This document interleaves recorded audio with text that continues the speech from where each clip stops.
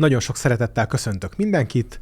Ez az Eckezelés Insider következő beszélgetése Laczkowski Gáborral, az eszerződés.hu vezérigazgatójával, CEO-jával, akit azért hívtam ma meg, mert egy olyan startupnak a vezetője, ami kifejezetten egy AI-intenzív környezetben, egy marketing-intenzív környezetben tevékenykedik, és akitől rengeteg kérdést meg akarok kérdezni azzal kapcsolatban, hogy ő hogy látja a mai világ átalakulását és a közel-távoli jövőt. Szia Gábor!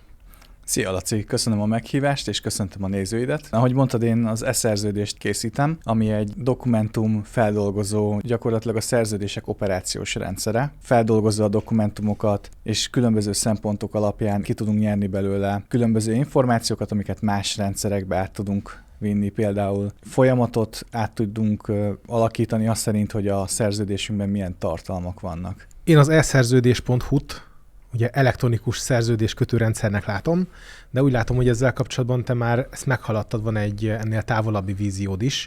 Tehát készültök ti is arra az AI korszakra, amikor igazából csak mondom a Sirinek, hogy generáljon egy ilyen szerződés dokumentumot, de szerintem ez még távoli jövő. Tehát, hogy most még... Nem, igazából ezt fejlesztjük, és ez már nem távoli jövő.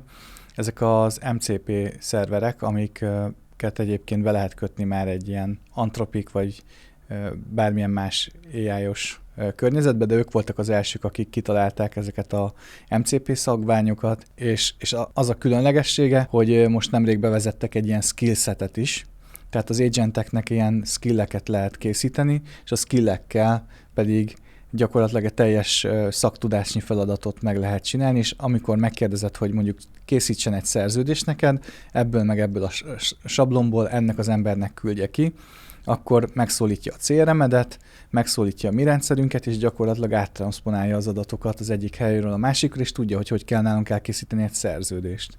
Úgyhogy ez nem a távoli jövő, hanem ez már itt van, és már szabványosodik gyakorlatilag a Anthropic által. Tehát te az elmúlt években egy szoftver voltál, az eszerződés.hu, ami képes volt arra, hogy két fél aláírjon egy szerződést, de a jövőben én azt hallom, te egy AI agent akarsz lenni, elmondom, hogy mit szeretnék, és az egyszerűen megcsinálja nekem, amit én szeretnék, akár szabadszavas utasításokat követően. Ez volt ez az MCP.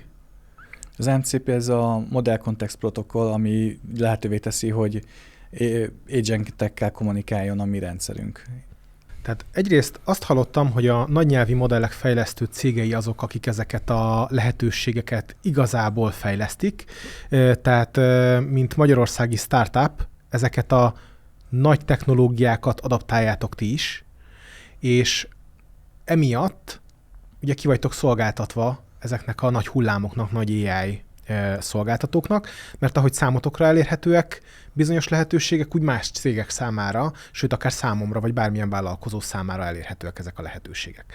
Tehát egy vállalkozó számára ma gyakorlatilag ugyanaz az eszköz elérhető, mint ami szoftverfejlesztő cégeknek. Ez egy nagyon nehéz kérdés, mert annyira képlékeny most a világ, hogy nem lehet tudni, hogy milyen dolgok jönnek ki holnap után, ami az egész üzleti tervünket borítja. Úgyhogy 2-3 hónapig tart egy üzleti terv nálunk is, és utána az egészet átrendezzük. Ez az érdekessége ennek a világnak most, hogy annyira gyors a technológia, és annak a fejlődése, hogy ez már szinte követhetetlen, még azoknak is, akik élen járnak benne. Tehát sokkal nagyobb víziót kell magunk elé tenni, hogyha tényleg nagyok a céljaink, és nem akarunk versenyezni a nagy nyelvi modellekkel, nem akarunk saját AI technológiát építeni, hanem egy adatforrást akarunk nekik fölé adni, amiből bármilyen AI agent, bármilyen gyártó gyakorlatilag tud dolgozni. Tehát az adat az új olaj, és ezt az adatot fogjuk mi struktúráltan tárolni, és minél egyszerűbben, minél könnyebben tokenizált, ready módon átadni ügynököknek. Tudom, hogy ezek most lehet, hogy ilyen nagy dolgok, de hogy amit ki kell hallanod belőle, hogy a szoftverfejlesztés már nincs biztonságban. Gyakorlatilag a 9 éves lányom meg tudja csinálni a szoftvereket, amiket kigondol, és elképesztő módon működnek. Úgyhogy a világ oda tart, hogy a software as a service piac nem is látszik, hogy hogy lesz-e egyáltalán, ami korábban egy MVP-nél egy ilyen félig kész rendszer, amit odavittünk mondjuk befektetőknek, és dolgoztunk rajta 2-3-4-5 hónapot, azt egy éjszak alatt meg lehet csinálni bárkinek. Tehát én is megfogalmaztam ezt korábban, hogy az AI az új programnyelv, tehát gyakorlatilag, ahogy vannak különböző HTML, JavaScript, CSS, vagy ennél bonyolultabb programnyelvek, ezek mind megszűnhetnek, hiszen az AI ezeket már mind tudja kódolni, vagy még ezek is megszűnhetnek. Tehát most, hogyha ezt jól értem, akkor nem mindegy, hogy van az elszerződésnek a szoftvere, ami használ AI-t, vagy van maga az AI, ami az elszerződéssel egyenértékű outputokat képes generálni. Igen, ezek nagyon nehezen láthatóak most, hogy mi fog történni, de az biztos, hogy ha egy fél éves fejlesztés lerövidül pár hétre, akkor miután mi lefejlesztettük, és várunk fél évet, mert használják, be kell reklámozni, ugyanodáig eljuthat egy másik konkurens cég is szinte azonnal. Annyira lerövidült a fejlesztés, hogy mindegy az a határ, hogy ki mikor ér el oda, hogyha el tud odaérni, hogyha jobb a marketingje, akkor gyakorlatilag le tudja, vagy van egy jobb ötlet, akkor le tudja tarolni a piacot. Ezért nem arra kell koncentrálni, hogy mink van most, és hogy ez software as a service lesz, szerintem, ezt hangsúlyozom szerintem, hanem arra kell koncentrálnunk, hogy milyen a brandünk, milyen az a technológia, mennyire golyóálló az a stratégia, amit kitaláltunk, hogy a megfelelő adatokat a megfelelő formában gyűjtse be, és utána minél nehezebben lehessen leválni ezekről az adatforrásokról azoknak, akik elkezdik használni. És ugyanúgy technológiában élenjáróak leszünk, csak mellette még adjuk azt az értéket, amit senki mástól nem kapnak meg. Azt a szakértelmet, azt az adatcsomag réteget, amiből iteratívan tud tanulni az AI, és egyre tökéletesíti magát. Nagyon sok vállalkozóval dolgozom együtt, akik futtatják a Google Ads hirdetéseiket a segítségünkkel, és folyamatosan az a kérdés foglalkoztat, azt teszem föl magamnak, hogy vállalkozóként a mai világban hogyan érdemes tevékenykedni. Az elmúlt években igazából volt egy olyan gondolat így a vállalkozás indításával kapcsolatban, hogy ma már szinte csak szoftverfejlesztési vállalkozást érdemes indítani, minden más vállalkozás halott. És gyakorlatilag ezt eltörölte az AI. Erre, igen, ezt akarom kifogalmazni, hogy olyan gondolatokat fogalmaztál meg, ami ezt a trendet, ezt az irányt visszafordítja, és gyakorlatilag azt mondja, hogy ma szinte nem érdemes nulláról szoftver alapú vállalkozást indítani. Akkor ez most hogy van? Abszolút, és ez nagyon jól látszik azokon a befektetői trendeken is, hogy ha oda megyünk most egy VC-hez egy ötlettel, VC? Egy venture capitalhez, aki ugye kockázati tőkét fektet be a cégedbe, akkor ő valószínűleg ezzel az ötlettel, ha nem is kivérezted, de meg fogja várni azt, hogy adj neki valamilyen proofot, hogy miért fogja ezt túlélni az AI-s korszakot, vagy ugye már benne is maradunk, tehát hogy az AI-ban hogyan fogja megállni a helyét, mivel az ötlet része korábban sem volt nagy érték, hanem a kivitelezés volt, és a marketing, és az ügyfélszerzés, piaci validáció. Most már gyakorlatilag a fejlesztés része is semmi, az egy nulladik szint, egy olyan elvárás, amiről kezdjük. Ezért a ügyfélszerzés és a piaci validáció, és utána az a stratégiának a hosszú távú golyóállósága fogja megmutatni, hogy az a cég meg fogja állni a helyét a nagyvilágban, befektethető el, és most minden VC ezért, akit én megfigyeltem így Amerikában, a szilíciumvölgyben, trendeket, ők itt kivárogatnak, vagy lassabban fektetnek be ezekbe a cégekbe. Technológiai cégekbe egyébként befektetnek, meg olyan AI-os cégekbe, akik saját AI-kat fejlesztenek, nyilván azok alapján a kikutatott trendek alapján, de hogy ezek is egyéni megítélés alá esnek, tehát nagyon bizonytalan most a jövő, hogy hova fog kifutni, mert gyakorlatilag amit mi most megcsinálunk, azt utána kihozza egy másik, egy nagy nyelvi modell, akik az elsők voltak, egy Anthropic, egy GPT például. Szóval még nem lehet tudni, hogy ez hova fog kifutni. Az biztos, hogy a mi stratégiánk egy infrastruktúra, akkor úgy kell tekintenünk az AI-ra, hogy ez egy változó, nagyon gyorsan fejlődő dolog, aminek a motorja nem mi kezünkben van, és ezért nagyon gyorsan tudjunk cserélni motort. Mi hozzá az adatokat adjuk. Tehát egy infrastruktúrát építünk, egy energiaellátást hozzá, egy adatfeldolgozási réteget, vagy bármit, amit például most építenek, ilyen nagy adatközpontokat, csippeket, ezek mind szuper, és nagyon befektethető cégek, de aki csak egy wrappet csinál, aki azt jelenti, hogy egy GPT-t promptol, és a promptja az érték, és abból az outputok, amik kiesnek, például generálsz képeket, és azokat árulod, abból rövid távon egy-két hónapig lehet pénzt kihúzni valószínűleg, mert nagyon gyorsan bejön a piacra. Ami legjobban megmaradt abból, amit mondtál, hogy a szoftver alapú vállalkozásoknak innentől kezdve marad a marketing. Tehát ezek szerint a marketing marad. A marketing és a brand a legnagyobb értékük. A másik, amit kihallottam, abból, amit mondtál, hogy stratégiára van szükség, tehát a marketing és a stratégia a cégek számára marad. Az AI korszakban is. Igen.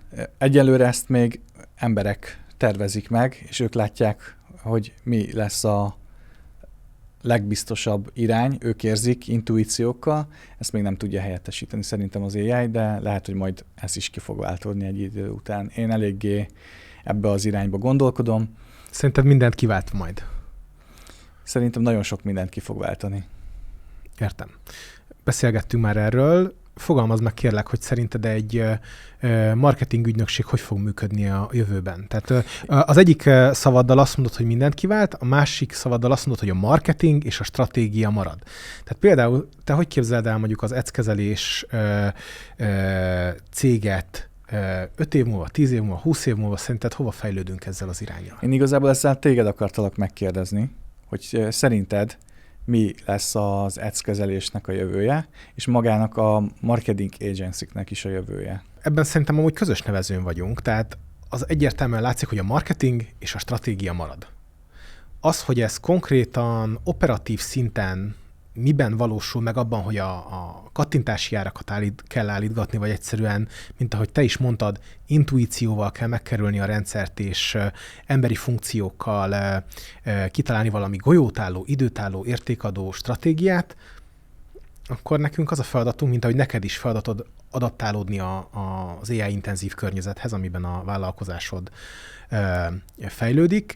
Nekünk is ads-kezelésként az a feladatunk, hogy adaptálódjunk ahhoz a környezethez, amit az online marketing megszenved, most így furán fogalmazva, tehát amin átmegy, és pont emiatt, ahogy az előbb ugye arról beszéltünk, hogy az elszerződés 2-3 hónapnál valamivel távolabbi víziója, hogy maga az elszerződés egy AI asszisztenssé fejlődik, most leegyszerűsítve, aminek nyilván van egy hátsó struktúrája. Annyival kiegészíteném, hogy nem egy AI asszisztensé, hanem azt te igénybe veszed, hogy tudjad használni az e-szerződést. Tehát egy AI asszisztens segítségét veszed igénybe, és az bármi lehet. Az bármelyik AI modell lehet, mert hogy kompatibilisek vagyunk mindegyikkel beszélgetni, a mi szoftverünk kompatibilis rá. Tehát mi nem egy AI asszisztenst fejlesztünk, hanem a te AI asszisztensed, mint ahogy most ahogy dolgoztok a te munkatársaid, ugyanúgy hozzá tudnak férni az e-szerződés fiókodhoz, így nem a te munkatársaid fognak, hanem egy AI asszisztens, és neki adott direktbe az utasításokat, vagy szabályrendszerekbe, hogy mit csináljon akkor, hogyha jön egy új ügyfél. Tehát mi egy infrastruktúrát adunk, egy operációs rendszert, és nem AI modelleket és AI asszisztenseket, hanem gyakorlatilag egy teljes infrastruktúrát, amivel ki tudod ezeket szolgálni, és ettől lesz golyóálló, mert nem tudjuk, hogy az asszisztensek meddig fognak el fejlődni, és ez a legnagyobb bizonytalanság, ezt akartuk kiiktatni. Viszont visszatérve az ads-kezelésre, Neked mi a big picture? Hova akarsz eljutni 1-2 év múlva? Nem tudom, hogy 5 éve előre látsz, de akkor ha látsz, akkor 5 évre előre is elmondhatod a terveidet. Hasonló, tehát azért építettem föl így a szavaimat a te vállalkozásoddal kapcsolatban, mert valami nagyon hasonló az én ügynökségemmel kapcsolatban kialakított jövőképem is. Én úgy fogalmaztam, hogy az elszerződés egy AI asszisztens. Én azt gondolom, hogy ha egy szoftver képes az AI asszisztensekhez csatlakozni, akkor az egy AI asszisztens. Tehát, hogy amikor így nagyon általánosságban beszélünk az AI-ról, akkor szerintem arról beszélünk, hogy szöveges promptokkal feladatot tudunk adni, és olyan outputot kapunk a végén, ami megfelelő. Tehát az, hogy mondjuk a ChatGPT-be, a Gemini-be, a Claude-ba, stb. Szöveges promptokkal szöveges outputot kapunk, vagy képi outputot kapunk, vagy videó outputot kapunk. Ugye ehhez mind-mind külső hozzáférésű szoftverekkel való kapcsolat adja meg a lehetőséget. Ezek bővülnek, ezek tárháza bővül, és az AI, ahogy rá tud kapcsolódni különböző rendszerekre, abból a különböző rendszerből lesz egy AI asszisztens. Az ads-kezelésnél, az ads-kezelés.hu AdWords ügynökségnél Google Ads hirdetéskezeléssel foglalkozunk, és segítünk a vállalkozóknak abban, hogy úgy fizessenek pénzt a Google-nak, hogy közben alapvetően nem kell csinálniuk semmit, hanem a feladat zömét átvesszük tőlük, a webesek fejlesztik a weboldalt, a PPC-sek az ads-kezelés kezelik a hirdetéseket, optimalizálják, racionalizálják a költéseket, folyamatosan riportálnak az eredményekről. Ennek a jövője, illetve ahhoz, hogy egy kicsit a jövőbe lássunk, egy picit akkor tekintsünk a múltba, már 4-5 éve mi szoftverfejlesztésben vagyunk, és olyan segítő szoftvereket fejlesztünk, amivel hatékonyabban tudjuk kezelni az ügyfelek hirdetéseit. Ezek megtekinthetőek a weboldalunkon: a Kizáró Matrix, a CPC BCG, a klaszterelemző, az AI szövegbeküldő, a konzultációs lap, a számlakonverziós bővítmény, és még sorolhatnám a többit. Na már most az AI-jal kapcsolatban hadd fogalmazzak meg egy másfajta definíciót. Én azt látom, hogy az AI az nem jelent más, mint őrületes számolási kapacitást. Tehát ez azt jelenti, hogy az AI már nálam valahol ott kezdődött, amikor a Google algoritmusa kialakult, mert én azt olvastam, hogy minden egyes keresés alkalmával a Google akkora számolási kapacitást biztosított egy-egy keresésre, hogy minden lekérdezéskor átfisülte az egész internetet. Tehát ez egy óriási számítási, számolási kapacitás, és amikor kialakultak a relevancia adatbázisok, a PageRank értékek és az egy keresésre jutó mögöttes folyamatok, már akkor kialakult ez az óriási számítási kapacitás hasznosságát megmutató hozzáadott érték.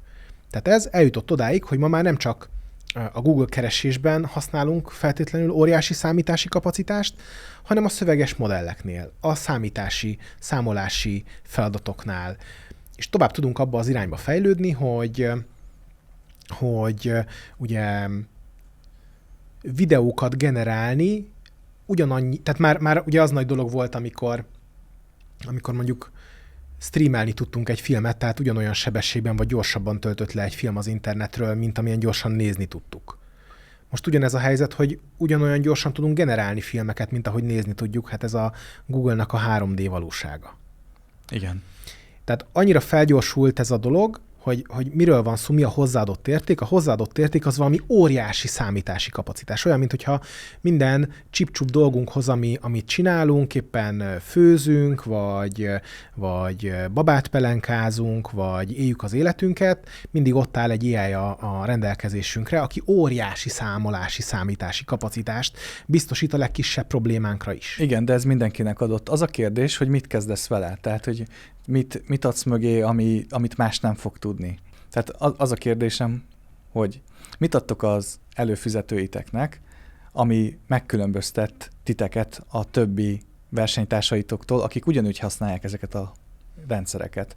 Nézhetünk ezzel kapcsolatban egy ilyen nagy konkurencia elemzést, de a Google Ads hirdetéseket segítő szoftverek fejlesztése gyerekcipőben jár. Nemzetközi szinten lehet látni ilyen feed menedzsereket, illetve CSS partnereket, akik támogatják a vállalkozásokat abban, hogy jobb eredményeket érjenek el a hirdetéseikben, de én azt látom, hogy a jelenlegi fejlesztéseink is már kézzel fogható, kimutatható eredményt adnak az ügyfeleinknek, ami tovább fejleszthető, és a jövőképem az, hogy az ads kezelés is valahol egy AI agenté fog válni, ami azt jelenti, hogy képesek leszünk arra, hogy vállalkozóknak a teljes hirdetési struktúráját felépítsük, akár szöveges promptok alapján, vagy egy kapcsolattartón keresztül, hogyha nagyon-nagyon hosszú távoli jövőt nézem. A közeli jövőben már a legegyszerűbb szoftvereink is jól működnek,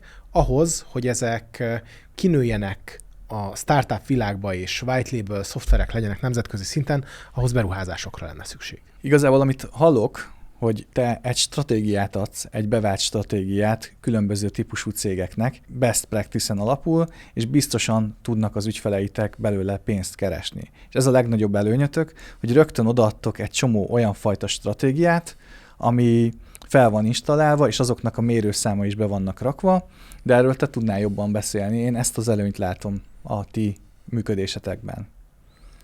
Ezért fejlesztettétek a kizáró mátrixot, és sokan nem tudják, hogy mi az. Például mi ez a kizáró mátrix? A kizáró mátrixot azért kellett fejlesztenünk, mert a Google Ads-ben a kizáró kulcsszavak hozzáadásának lehetősége nyitott, de operatív szinten a kizáró kulcsszavak használata a mai napig gyerekcipőben jár. Tehát megkeresnek engem olyan cégek, akik 4-5-6 éve hirdetnek úgy, hogy házon belül készítették a marketinget, és kiderül, hogy 6 év alatt a hirdetési költségüknek a felét elégették, csak azért, mert aki hirdetett, így is megtérült a hirdetése, és operatív szinten hozzáadott 5 kizáró kulcsszót, de a 100 000 keresési kifejezést valójában senki nem vizsgálta át, hogy mi az, amire nem kellene megjelennie a hirdetéseknek. A kizáró mátrix abban segít, hogy a legkisebb vállalkozónak is a Google Ads fiókjában akár 100 000 kizáró kulcsszót alkalmazzunk úgy, hogy minden egyes kizáró kulcsszóról tudjuk, hogy az rossz kattintást hozna, mert már van egy best practice-ünk arra vonatkozóan, hogy mik azok a kulcsszókészletek, amik egy vállalkozó hirdetését leronthatják. Ezek témában vannak szervezve, tehát most csak, hogy erre példákat mondjak, tudjuk azt, hogy ha valaki mondjuk egy szolgáltatást hirdet, akkor ugyanarra a szolgáltatásra lesznek álláskeresők is a Google-ban, tehát az álláskeresőkkel kapcsolatos szavakat ki kell zárni szinte minden szolgáltatást hirdetőnek a kampányából, míg ezt más ügynökségek így egyesével zárogatják ki, mi egyből hozzáadunk 1000 kizáró kulcsszót, ami ezt a témát teljesen leblokkolja az adott fiókban. Igen, ez a kizáró mátrix szerintem az én szavaimban kicsit könnyebben értelmezhető, mert én egyszerűbben fogalmazom, hogyha most kezd valaki veletek dolgozni, és már volt historikus adata a hirdetésekben, akkor gyakorlatilag rengeteget tudtok optimalizálni abba, hogy azok a hirdetések olcsóbban ugyanazt az eredményt hozzák, vagy jobb eredményeket is akár, mert hogy több költést tudunk egy bizonyos részre elkölteni. Ezt úgy kell elképzelniük a nézőknek, vagy hogy ha már veletek dolgoznak, akkor már ők tudják, hogy mint egy hálózat, hogy a kulcsszavakból különböző összetételek jönnek, hogy fogorvos Budapest, fogorvos Vác, Budapest Nógrád megye, és hogyha mi Budapesten dolgozunk, van egy csomó olyan, ami nem lesz releváns. De ezekhez általában senki nem nyúl hozzá, mert ezek már olyan mélységű beállítások, és gyakorlatilag ti ebből egy gráfot rajzoltok, és egy-két kattintással több 100 000 kulcsszóból ki tudjátok válogatni azokat, és azokat a kulcsszó összetételeket, amiket utána egy pár kattintással fel tudtok tölteni, és karban tudjátok tartani. És ettől lesz igazán erős. A nézőknek egy kicsit elmondod, hogy mi milyen kulcsszavakat zártunk ki nálad? Igen, mi nagyon érdekes kulcsszavakat zártra jelentünk meg, már csak azért is, mert nekünk több 100 000 havi forgalmunk van, és organikus keresésekből is nagyon sok találatunk jön, amiből egyébként a Google dolgozik, és tényleg olyan kulcsszavakra is kijöttünk, mint reggeli talkshow-k, együttesek, mindenféle mulatós zenekarok, és ezeket is ki kellett zárni. Nyilván ezeket könnyű volt kizárni, de például olyan konkurenciák, akik valójában nem konkurenciák, és hagyjuk meg nekik azokat a területeket, amikre mi nem fókuszálunk, azok is ilyenek lehetnek. És azért nekünk sem terheli be az ügyfélszolgálatunkat, hogyha olyan emberek jönnek be, akik nem relevánsak, mert mondjuk egy teljesen másik fajta szolgáltatást kerestek, mondjuk sablonokat, vagy egy bizalmi szolgáltatót, és olyanokra pedig tudunk fókuszálni, aminek tényleg fontos, és abba elsőként megjelenni, mert hogy arra a legtöbb pénzt oda tudjuk tolni. Igazából megfogalmazódott bennem egy érdekes dolog, hogy akkor, amikor AI asszisztenst fejlesztünk, akkor olyan, mintha saját magunkat klónoznánk le. Így van. Nem a saját magunkat, hanem a cégünknek a felépítését visszük át, az org chartját visszük át a digitális térbe. És azokat a skilleket, amiket be kell töltenünk emberekkel, azokat a munkaköri leírásokat gyakorlatilag kapja meg egy AI agent, de nem egyébként, hanem mindegyik AI agent más tud, és másra fókuszál, és ettől a feldarabolástól nem lesz káosz a folyamatokban. Mert ezek összekavarodhatnának, hogyha egy darab ember tudná mindent. Ugyanúgy a generalista AI sem jó mindenre, azok orchestration-ökre jók arra, hogy a forgalmat széttereljék. Azok az agentek, amik meg specializálódtak, aminek van egy darab dolog, amit nagyon jól tudnak, például hirdetést optimalizálni, ügyfelekkel kapcsolatot tartani, vagy tudást kinyerni dokumentumokból, vagy stratégiákat megtámogatva felépíteni hirdetési szövegeket. Ezek lesznek együttműködve egy magasabb szinten, és erre mondják, és ezért ezt nagyon nehéz elképzelni, hogy egy AI agent fog vezetni, gyakorlatilag azoknak lesznek AI beosztottjaik, agentjeik. És ez teljesen meg fog egyezni valószínűleg azzal, ahogy a cégedet felépíted strukturálisan az emberekből. Tehát a betöltendő pozíciókat, ahol gappek vannak, azokat most először ezekkel érdemes kitömni, és aztán majd el kell sajnos gondolkodni azon is, hogy melyik területek azok, amiket már az AI helyettesíteni tud, és azoknak az embereknek egy másik fajta munkakört adni, egy kreatívabbat, amiben sokkal jobban ki fognak tudni teljesedni remélhetőleg, és nem elbocsátjuk őket. Tehát nekem az eckezelés.hu-nál a stratégiám, hogy egyszerre vagyok felkészülve arra, hogy kőkorszaki módszerekkel kell kezelni a Google Ads fiókot a jövőben, mert a Google Ads nem fejlődik. Egyszerre vagyok felkészülve arra, hogy AI folyamatok, ugye van erre egy ilyen fogalom, hogy human in the loop, tehát emberi beavatkozással, emberi támogatással működjenek, és én azt látom, hogy azzal az intenzív szoftverfejlesztési háttérrel, amivel jelenleg fejlesztjük a kezelési eszközeinket, ezzel a jövőben akár, ahogy te is mondtad, az AI asszisztenseknek egy olyan rendszerét tudom felállítani, hogy gyakorlatilag hozol nekem egy weboldalt, és akkor az AI asszisztensen visszaad egy kérdőívet, te végig klikkelgeted, igen, nem, mit szeretnél, vagy ha nem tudod ezekre a válaszokat, akkor ő javasol neked egyet, és akkor visszaad egy stratégiát, hogy na, ezt fogjuk képviselni, és ez alapján gyakorlatilag végigfuttatja az összes al-asszisztenst, legenerálva a kampányokat, a kreatívokat, ugye egy megfelelő stratégia mentén, tehát az alapján, amit szintén én tanítok meg a programnak, mert ő nem fogja ezüst tálcán kínálni, hogy ez hogy működik, mert nem érdeke igazából. És akkor a végén ez akár lehet egy olyan, egy ilyen nagy, mindent irányító AI asszisztens, amivel akár szoftver ez a service szerződni is lehet, hogy előfizetéses alapon neked egy kattintásra legenerál mindent. Ugye ez visszaadja az én tudásomat. Igen, ezek már az autonóm rendszerek, amik gyakorlatilag teljesen önállóan tudják irányítani. Ezek fogják majd azt eredményezni, hogy egyszemélyes vállalatok lesznek, amiben a know-how lesz az érték. A rendszerépítés. Eddig is, mert ugye Magyarországon mindenki cégépítésről, meg digitalizációról beszél, de gyakorlatilag rendszereket építünk automatizációkkal és azért vannak folyamatokkal. ebben ellentmondások. Tehát, hogyha mondjuk van egy AI, aminek az a célja, hogy mondjuk képeket generáljunk vele, hogyha minden embert elbocsátanak, és a klasszikus számítógépes munkaminőség megszűnik, tehát nem lesz szükség ilyen laptopon dolgozó munkatársakra, most direkt nem mondok pozíciókat, hogy értékesítő, logisztikus, marketinges és egyebek, hanem ezeket elvégzik az AI asszisztensek, akkor ki fog a képgeneráló szoftverre előfizetni, mert akkor gyakorlatilag az AI asszisztens sem tud képet is generálni, és valójában az AI-nak nem érdeke az, hogy el legyenek bocsátva az emberek.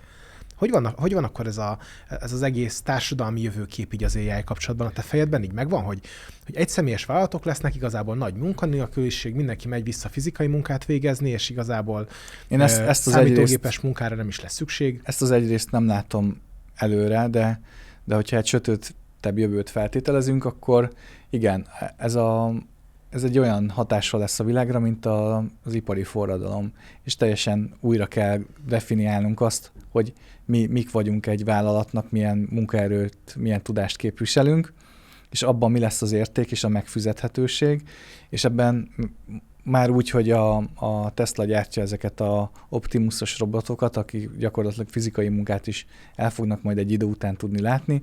Itt nem tudom, hogy milyen szerepünk lesz benne, és ez a human in the loop típusú elképzelés is, hogy majd mi hozzuk a döntéseket, ezek is egy idő után kiszervezhetőek lesznek, és autonóm AI agentek fogják tudni irányítani teljes részlegeket, és csak valami hatalmas nagy víziók meg célok mentén fog akár tudni épülni egy cég. Úgyhogy ez lehet itt tekinteni egy sötétebb részre is, de lehet pozitívan is tekinteni rá, hogy teljesen más jövőképünk és teljesen más munkáink lesznek, mint amiket eddig el tudtunk képzelni, és lehet, hogy ebben, mint ahogy az ipari forradalom után is jobban ki tudtunk teljesedni, tehát a Maslow piramisnak a legtetején fogunk tudni majd alkotni, és gyakorlatilag az ötleteinket tudjuk megvalósítani ezeknek a segítségével, és teljesen demokratizálódik a tudás, és csak az ötlet, a szorgalom és a kreativitás fog számítani. Én azt is megkérdezném, hogy fejlesztetek még több ilyen AI-os megoldást is. Például láttam ezt az AI szövegbeküldőt. Erről mesélni egy pár szót? Az AI szövegbeküldő nálunk nem annyira új dolog, már 3-4-5 éve is alkalmaztunk egy szövegbeküldőt, aminek a lényege az volt, hogy létre akartam hozni egy olyan szoftvert, ahol az ügyfelek úgy tudják jóváhagyni az általunk készített Google Ads kampányokat, ami a weboldalukból kivonatolt szövegeken alapult, hogy a kommunikáció lerövidüljön, tehát hogy az ügyfelek egyből bele tudjanak módosítani a hirdetés szövegbe ott, amikor hibát találnak. Tehát erről ne kelljen több körben még levelezni, hanem ez a what you see is what you get logikán alapul, sok weboldalkészítő vagy weboldalszerkesztő működik így, hogy gyakorlatilag mint egy szövegszerkesztő módosítod le a dolgokat, elmented, és kész van a módosítás vagy a frissítés. Tehát az eredeti szövegbeküldő ezért készült el, és ez azzal turbózódott meg, hogy a hirdetés szövegek legenerálása még rövidebb idő alatt elkészült, tehát nálunk a szövegbeküldő az ügyfelekkel való együttműködést gyorsítja fel, így, ha mondjuk kérsz egy kampányt, tehát küldesz egy landing oldalt, hogy erre a landing oldalra szeretnénk készíteni egy kampányt, akár 1 órán belül küldjük neked a Google Ads kampányaidnak az előnézeti képét, amit lektorálnod kell, és ha néhány sor igényel korrekciót, akkor azonnal le tudod módosítani, és tudod menteni, és még 1 órán belül már futnak a hirdetéseid.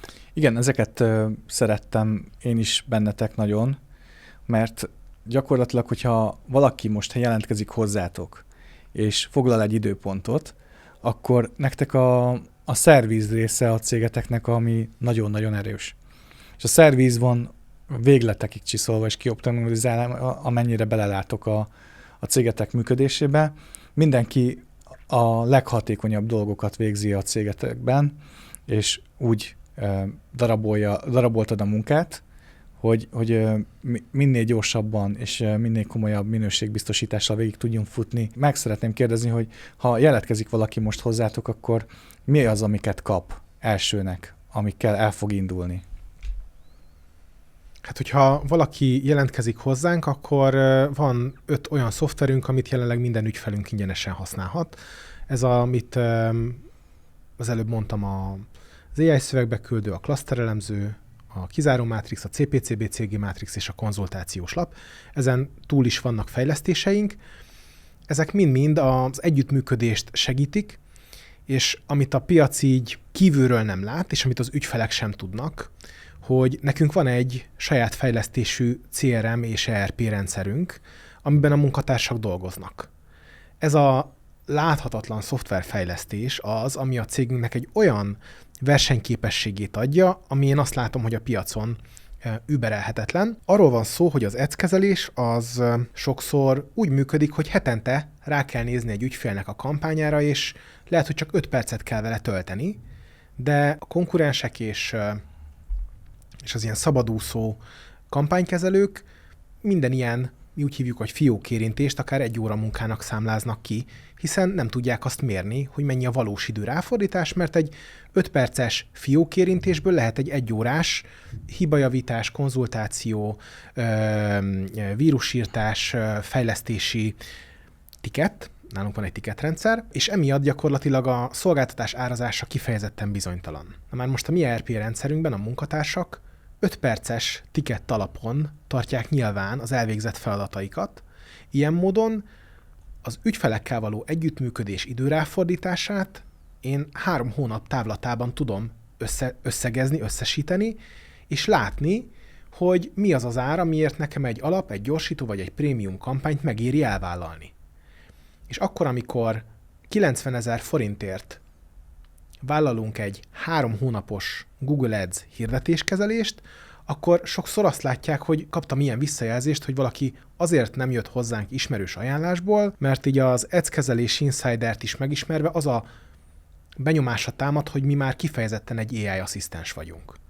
És hogy csak AI módszerekkel és csak szoftveres módszerekkel kezeljük az ő fiókját, és hogy igazából szakértők nem is ülnek az ő kampánya mögött, hanem minden teljesen le van automatizálva, és másképp nem lehetne ilyen az ára. Igen, nagyon meglepő az ára, mert ez gyakorlatilag 30 000 forint, a mostani 2026 harmadik hós árazásatokat tekintve, ez egy 30 000 forintos hónapos árkarbantartás, amit sokan nem tudnak, hogy ez gyakorlatilag azért tud így menni, amennyire én belelátok, mert minden egyes feladatot egyetlen egy kollega csinál. Lehet, hogy 5-10 darab kollega fog a fiókodon dolgozni egyszerre, vagy legalábbis folyamatában, de az egy kollega, az mindegyik fióknál csak azt az egy dolgot csinálja, de viszont azt nagyon jól. Így van. Manufaktúrában dolgozunk, tehát más munkatársam az, aki az AI szövegbeküldőt és a kampányokat kezeli, más az, aki a kizáró mátrixot kezeli, más az, aki a fiókok mérésbeállításáért, tehát a Google Tag Manager, Google Analytics,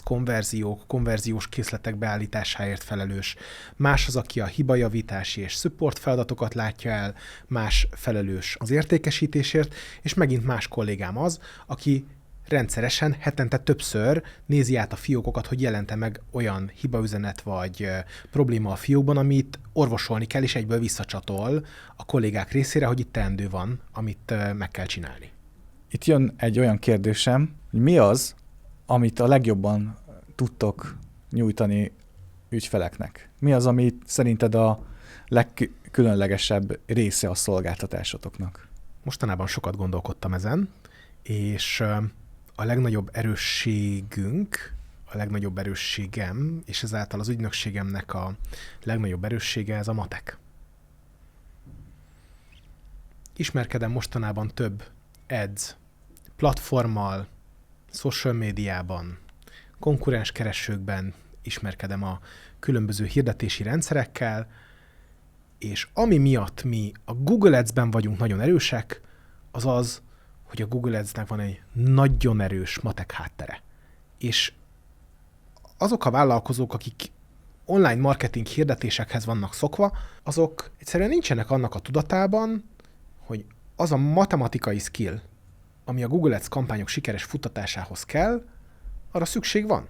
És sokszor megkapok egy fiókot, most például egy ügynökség kért meg, hogy az ő általuk kezelt fiókot vegyek át és tegyek rendbe, mert egy ilyen networking alkalmon fényderült a matek skilljeimre, és gyakorlatilag az első 2 hétben 4-szereztük a konverziók számát azonos költésből, ami úgy, hogy egy ügynökség dolgozott korábban a fiókon, ahhoz, tehát ha egy ügyfél magának csinálta volna, de hogy egy ügynökség dolgozott rajta, de természetesen ezt mi úgy kezeljük, hogy vannak olyan marketing ügynökségek, akiknek kifejezetten alvállalkozó partnerük vagyunk Google Ads hirdetéskezelésben. És akkor itt jön az a kérdés, hogy ha én egy másik ügynökséggel dolgozom, de ez alapján, a podcast alapján megtetszik, hogy kipróbálnám az egyik módszereteket, például a kizáró mátrixot, vagy például a CPC vagy a BCG mátrixot, akkor simán választhatlak titeket csak erre az egy feladatra, ha jól értem. Igen. Az időpont foglaló naptáram szabad, tehát ha van egy Google Ads fiók, akkor abban ingyenesen csinálok egy távoli asztal szolgáltatással történő felmérést, egy ilyen villám auditot azzal kapcsolatban, hogy megmondjam, hogy tudunk-e hozzátenni annak a kampánynak az eredményeihez, és ehhez tudunk készíteni a támogató szoftverekkel olyan támogató szolgáltatásokat, amik a meglévő ügynökség munkáját segítik. Nyilván az ügynökségek nem annyira örülnek egy ilyen dolognak. Most elmondhatom a nézőknek, hogy Gábor kifejezetten azt javasolja, hogy alakítsam ezeket a szoftvereket, ugye software as a service, tehát hogy fizethető szolgáltatásokká, tehát hogy más CPC-s munkatársak igénybe vehessék ezt a szolgáltatást, és ez valahol célom is. Jelenleg még ez human in the loop módon érhető el, tehát rajtam keresztül. Tehát igen, én abszolút nyitott vagyok arra, hogy meglévő ügynökségekkel együtt dolgozva érjük el a fiókban az eredményeket, mert én mindig is az eredményekkel voltam a legjobban lojális, és én azért szeretem a vállalkozásomat, meg azért szeretem ezt a bizniszt, mert a számok makacs dolgok. Tehát mindig, amikor egy ügyféllel eljön az elszámolás pillanata, hogy akkor mik az eredmények, akkor a számok magukért beszélnek, és emiatt sok céggel dolgozunk együtt, van, aki éppen fölfele tart, van, aki éppen lefele tart, de a mi munkánkkal kapcsolatban kimutatható hozzáadott érték az objektív. Tehát nem csak vásárlói megelégedettségen, hanem statisztikákban kimutatható növekményeken múlik. Itt van az a pont, hogy megkérdezzem, hogy van egy nagyon különlegesen bonyolult ábrátok a CRM-etekben, amivel, hogyha valaki bejelentkezik, akkor ezzel találkozik, és lehet, hogy 4 dimenzióban méri azt, hogy mi történik a fiókunkban. Erre miért volt szükség? Van egy új fejlesztésünk, aminek még igazából neve sincsen, de már elérhető az ügyfelek számára. Arról van szó, hogy amikor belépünk egy ügyfélnek a Google Ads fiókjába, akkor az ügyfél mindig a legutolsó 2 hétre panaszkodik. Ez iparágtól független, egy ügyfél belép a Google Ads fiókjába, megnézi a statisztikákat, és mindig azzal hív föl minket, hogy hát gyerekek, az elmúlt 2 hét eredményei azok nagyon rosszak, nagyon pocsék. És valamit tenni kell. De ezt a saját fiókjának a beállításai alapján nézi, ugye? Igen, tehát minden ügyfél nálunk hozzáfér a saját Google Ads fiókjához, tehát gyakorlatilag 0-24 hozzáférése van ahhoz, hogy mi történik az ő saját Google Ads fiókjában, tehát mi részleges hozzáférést kapunk az ügyfelek fiókjához, abban dolgozunk, tehát semmit nem tudunk elrejteni az ügyfél elől, tehát nincsen ezzel kapcsolatban ilyen... Igen, de mégis ugye rosszabb számokat lát, mint az korábbiaknál. Így van. Ez azért van így, mert sokszor a kattintás és a megrendelés között idő telik el. Tehát ezt konverziós kapunak hívják, és amikor létrehozunk egy konverziót, akkor be is kell állítani, hogy mennyi időt adunk annak a konverziónak, hogy a kattintás után kövesse a megvalósuló konverziót. Tehát minden egyes létrehozott konverziónál be kell állítani, hogy ez a konverziós ablak 30 nap, 90 nap, 14 nap, 5 nap, 10 nap, tehát hogy mennyi. Nálunk a best practice az, hogy mindig 30 napra állítjuk ezeket az értékeket, És az történik, hogy... De ez a best practice például nálunk, ez csak így kitekintésként 90 nap, mert nálunk lassabb az értékesítés, ezt mindig a cégekhez igazítják, igen? Így van, tehát vannak egyedi beállítások is, azért 99%-ban mindig ugyanarra van szükség, és nagyon specifikus, amikor másra van szükség, azt nyilván az ügyfélre kell szabni. Különben nem tudjuk kihozni a maximumot a fiókjából, de nagyon fontos, hogy ez az 1% igényel külön figyelmet, a többi az mind a manufaktúra standard munkafolyamatain keresztül zajlik. És nagyon fontos volt az ügyfelek számára láttatni azt, hogy a megrendeléseknek hány százaléka az, ami ilyen késésen keresztül érkezik meg a statisztikába. És ezért elkezdtük monitorozni azt, hogy az eredmények időben hogyan változnak. Tehát egy konkrét hét eredménye, például most mi van, március, nem tudom, hanyadika van, tehát ennek a hétnek az eredménye március első hete. Ha hét közben nézem, akkor nagyon rossz. Ha jövő héten nézem vissza, hogy a március első hete hogy sikerült, akkor már jobb. De ha április 15-én fogok rákeresni arra, hogy hogyan sikerült március első hete, akkor ugye a költség az már kiszámlázódott, tehát hogy az ugye napi szinten levonódik, de az eredmény az, ha 30 napra van állítva a konverziós ablak, akkor még 30 napig folyamatosan javul. És igazán kiértékelni a kampányainknak az eredményét 30 nap csúszással lehet, amikor már minden eredmény beérkezett. Ezért van az, hogy egy ilyen nagyon érdekes on-the-go kiértékelésre van szükség, mert miközben a legutóbbi 2 hét még csak az éppen aktuális heti eredményeket csatornázza be, addig a 30 napnál régebbiek azok, amik megmutatják, hogy mi a valódi ROAS a fiókban, és az ügyfelek is látják azt, hogy rövid távon milyen eredményeket értünk el, mert hozzá tudják hasonlítani a korábbi időszakok rövid távú eredményeihez. De gyakorlatilag ez arról van szó, hogy beesnek ezek az összegek, és később realizálódnak, hogy mi volt az eredménye a kampánynak. Igen. És ezért egy stratégiába kell gondolkodni, és mivel te úgy tudom, hogy nagyon jól sakkozol, ez az erősséged, ezért a rendszereidet is és a cégedet is így épített föl, hogy több lépést előre lássál egyszerre. Így van, tehát nagyon furcsa az, hogy folyamatosan olyan dolgokat fejlesztünk, ami igazából a Google Ads-ben is akár elérhető lehetne. Tehát olyan fejlesztésekről beszélünk, ami ha a Google Ads-be lenne belefejlesztve, akkor minden Google Ads hirdető látná ezeket a számokat, ezeket a késéseket, ezeket a kizárási listákat, ezeket a stratégiai bontásokat, a CPC-BCG Matrix például megmutatja, hogy melyik kulcsszavakat nem szabad egy kampányban hirdetni, mert az egyik vagy visszahúzza a másikat, vagy égeti a pénzt, amelyiket fölhúzták éppen. Tehát, hogy stratégiailag külön kampányokat javasol a CPC-BCG Matrixunk. A klaszterelemző például arra képes, hogy egy-egy kulcsszó teljesítményét kampányoktól függetlenül mutassa meg, tehát hogyha egy kulcsszó több kampányban is okozott megjelenítést, akkor ezeket összevonva készítsen róla kiértékelést, tehát egy tiszta képet lássunk a dolgokról. Az ügyfelek pedig a konzultációs lapon a folyamatos együttműködés eseményeit tudják nyomon követni, ami a teljes transzparenciának az eszköze.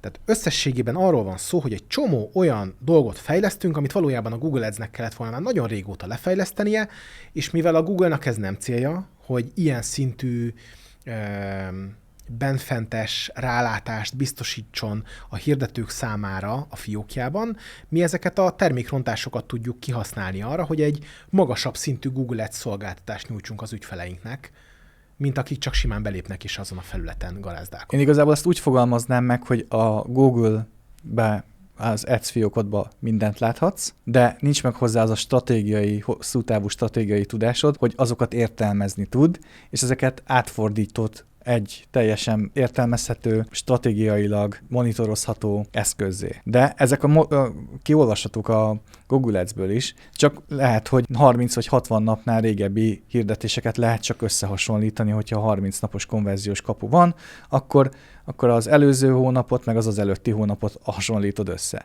De ez már egy olyan stratégiai gondolkodás, amihez mély Google Ads ismeret kell, és ezt te adod hozzá, nem? Abszolút. Én gyakorlatilag a Google Ads létrejötte óta látok Google Ads fiókokat, már 14 éves korom óta. Tehát együtt nőttem föl a Google Ads-el és a Google-lal, ha úgy tetszik, és emiatt tényleg nagyon bensőséges a viszonyom ezzel a felülettel, mert gyakorlatilag minden kis részletét és mozzanatát értem a felületnek, és nagyon érdekes, hogy voltak olyan beállítások, amik ma már nincsenek, de a rendszer logikájában még mindig jelen vannak.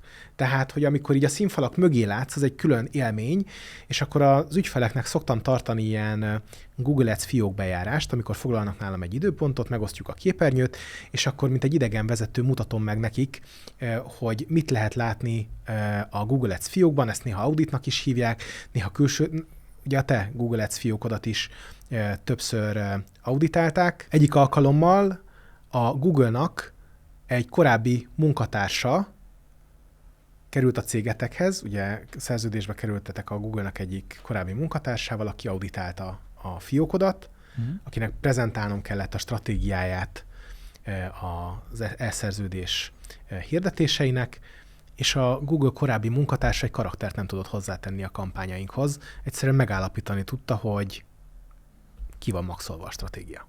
Azok a stratégiák, amiket alkalmazol, amik egyébként szerintem nem kreatív stratégiák, hanem hosszú távú stratégiák, azokban vagytok a legerősebbek, és abban valószínűleg nagyon nehéz optimalizálni és hozzátenni dolgokat. Maximum úgy lehet, hogyha én, mint vállalkozó tudom, hogy egy ügyfél mennyit ér meg nekem, és abba kibővítem a költési kereteket, hogy erősebben jelenjenek meg, és gyakorlatilag, hogyha az a stratégiám, hogy ilyen predátori módon levadászom a teljes piacot, akkor lehet hozzátenni még olyan stratégiákat, amivel lehet optimalizálni a hirdetést. Ez egyébként egy másik kérdés, ez már a tulajdonosnak kell tudnia azt, hogy mit szeretne elérni. Egyébként ezekben is úgy tudom segíteni nekik, tehát hogy ilyen stratégiákat alakíts ki, de nyilván, hogyha a cégvezető feladata az, hogy ezeket a számokat ő is lássa és tudja egy cégben, és akkor tudtok a legjobban segíteni, hogyha ezeket mi például meg tudjuk nektek mondani, hogy egy ügyfél mennyit ér meg nálunk. Attól függetlenül, hogy mennyi a konverziója az adott tranzakciónak. Sokakban megfogalmazódhat az, és bennem is megfogalmazódott, hogy miért pont 3 hónapos együttműködéseitek vannak. Körülbelül ez az időtáv, amit a legelején megfogalmaztál, hogy a mai világban egyrészt körülbelül 3 hónapig látunk előre stratégiailag. Másrészt 3 havonta évszakváltás következik, nagyon sok szezonális biznisz van, ahol negyedévente egyszerűen megváltozik a piac viselkedése, tehát körülbelül egy nyári, egy tavaszi, egy téli, egy karácsony előtti, egy ugye nőnap, anyák napja, gyereknap, tavaszi időszakot egy ilyen negyedéves együttműködéssel lehet lefedni. Tehát akkor, amikor Google Ads kampányolásról van szó, akkor általában egy folyamatos kampányolásról van szó, viszont amikor igénybe veszik a szolgáltatásainkat, akkor körülbelül egy negyedévet fednek le ebben az állandóságban a kampányaink. Több szempont is van, tehát tudjuk azt, hogy 30 napnál régebbi adatok azok, amik kiértékelhetőek. Az első 4-6 hét az még tényleg az útkeresésről és a stratégiakeresésről szól, amiben még tudunk változtatni, és az sem mindegy, hogy maga a Google Ads kampány úgy néz ki, hogy a kampány megrendelésekor van a legtöbb meló, amikor elkészítjük a kampányokat, időráfordításban viszont a második-harmadik hónapban relatíve kevesebbet kell egy fiókkal foglalkozni, de akkor érkeznek meg az eredmények. Tehát körülbelül ez a 3 hónapos együttműködés az, ami kerek, ami a munkától az eredményekig kiértékelhető egy ügyféllel, és ez az, ami az ads kezelés legelejétől kezdve fix, hogy 3 hónapos együttműködéseink vannak, a legkisebbtől a legnagyobb szintig, ami gyakorlatilag egy ilyen teljesen természetes ciklus, hogy akivel folyamatosan együtt dolgozunk, annak évente 4-szer negyedéves kiértékeléseink vannak, és akkor határozzuk meg, hogy mik azok a kampányok, amiket a következő negyedévben már nem kell futtatni, olyankor újraépítjük ugye igény szerint az új kampányokat, és futtatjuk a következő negyedévben.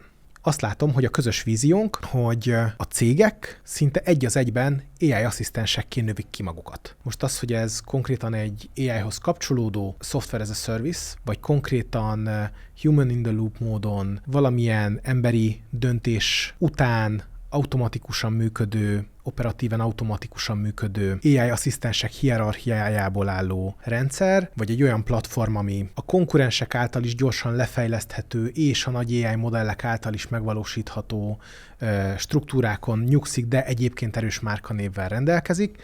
Ezek a víziók vannak, amiket el lehet érni, és a stratégia az, hogy próbálunk minden irányt figyelembe venni akkor, amikor ugye a cégünk jövőjét építjük.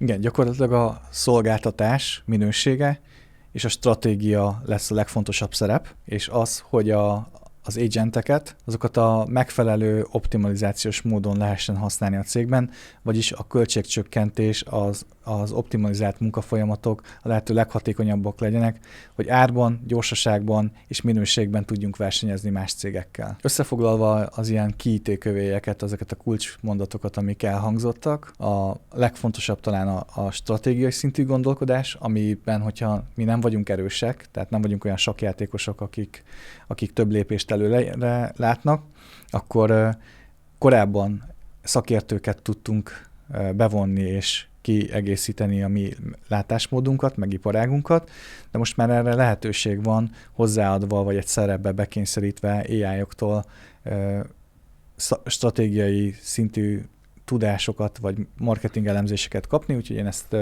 gyakran használom, de úgy, hogy kritikus gondolkodással, és hogy gyakorlatilag próbálja meg megdönteni az én gondolataimat. Én úgy használom az AI-t, hogy nagyon figyeljen arra, hogy ne megerősítsen engem, hanem ha úgy látja, akkor mondjon ellent, és mindig mondjon rá pro és kontra érveket is, amiket én hozok, mert lehet, hogy nem látok rá arra a területre kellően, és egy irányba viszi hajlamos ilyen people pleaser módon gondolkodni az AI, ami nagyon jó az egónknak, de nem jó a cégünknek. Úgyhogy ezekre én úgy promptolom, és ez egy skillsetje az egyik AI-omnak, hogy gyakorlatilag kritikus gondolkodással és megkérdőjelezésekkel álljon hozzá az én gondolataimhoz, cáfoljon rá, és bontsa ki, hogy milyen lehetőségek vannak azokból a tudásokból még, ami rendelkezésünkre áll, és ezekkel nagyon jó stratégiákat lehet építeni.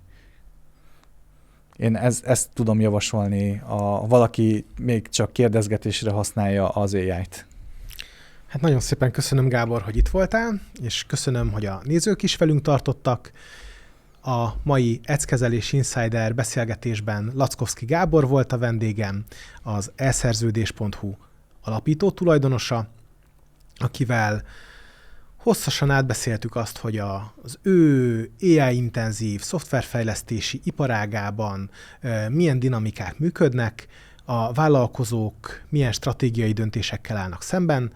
Megfogalmaztuk azt, hogy a szoftverfejlesztő és szolgáltató cégek egy lehetséges víziója, hogy hogyan válnak AI-asszisztensekké.